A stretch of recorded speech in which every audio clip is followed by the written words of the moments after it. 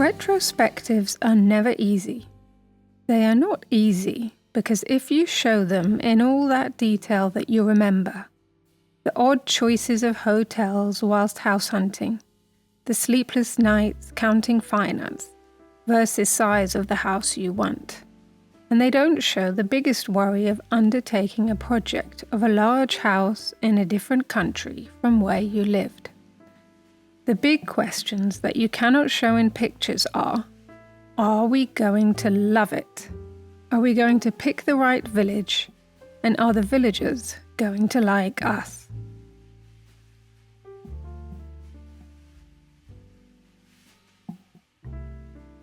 For us, when we left London in the spring of 2020, Charente had not been our first and most obvious choice, even though we had decided that France was the right country, as we'd spent nearly 10 years going to Normandy. In particular, our favourite town of Honfleur. But once we'd done the calculations of size of house we needed for our purposes versus money we had to invest, we started looking further and further south.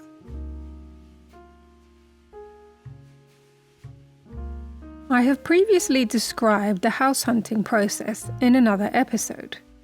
We had a top list of 5 that we narrowed down from a list of at least 100. All those top 5 were in Charente. However, on our second visit to the Logis de Bacu, both my husband and I knew that this was it.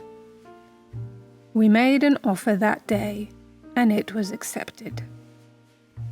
There was lots to be done before the house was complete, and also the previous owner, as well as the agent and the full buckets in the attic, were telling us that the roof needed to be completely replaced immediately.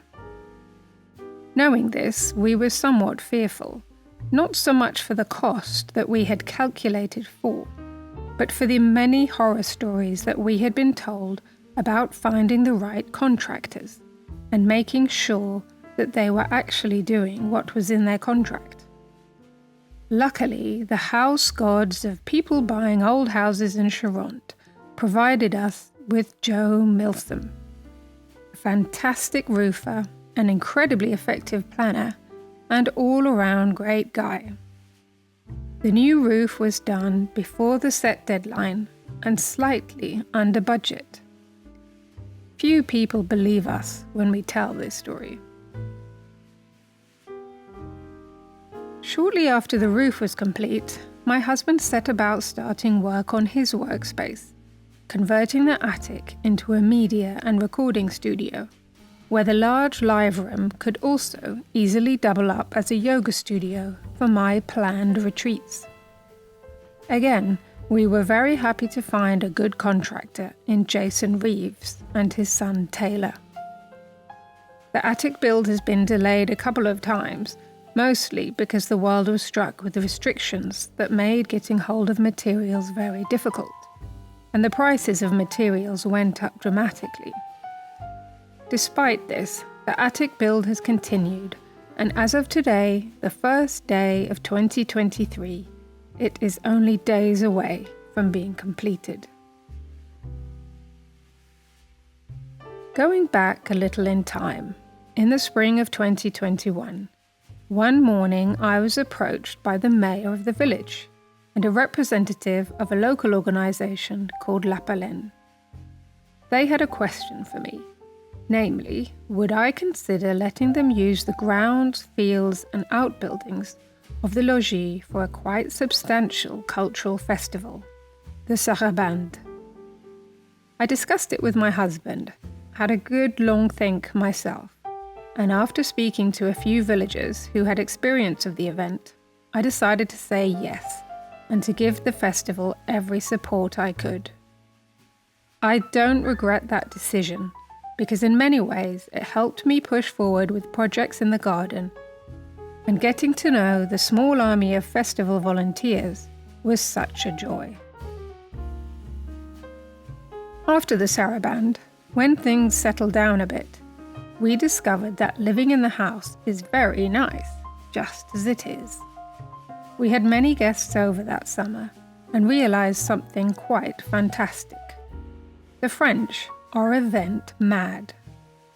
In the surrounding villages, there is everything from cognac and rum festivals, pancake festivals, hill climbs, boxcar racing, motorsport rallies through the village, which surprised my husband as he didn't think that would be allowed, beer and rock festivals, and other events. During this time, we had many visitors from both the UK and from my husband's native Sweden, and we found the time to explore a small part of the Charente-Maritime coast, our neighbouring coastal region, that contains a fantastic amount of historic forts, long, wide beaches, and oyster farms that supply most of Europe. But as is quite often the case, one of the greatest discoveries is only about 7 to 8 minutes from the village: the Charente River. Of course, we knew it was there, but what we had not yet done so far was to jump in it, and it was a godsend on those summer nights where the temperatures can stay well into the 30s. Soon the autumn came with cooler temperatures, beautiful changes in scenic colours, and what the neighbours told me was a record harvest of cognac. This quieter time also allowed me to have a little wander and a good think about plans for some of our outbuildings.